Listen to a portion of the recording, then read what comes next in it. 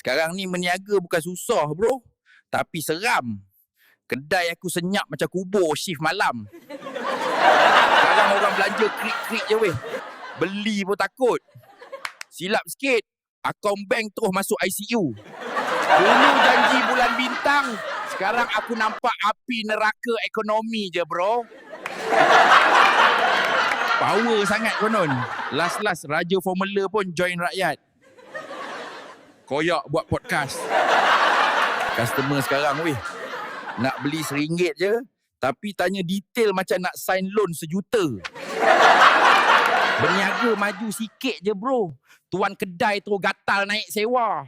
Macam setan hidu bau duit. Berniaga online konon bebas lah.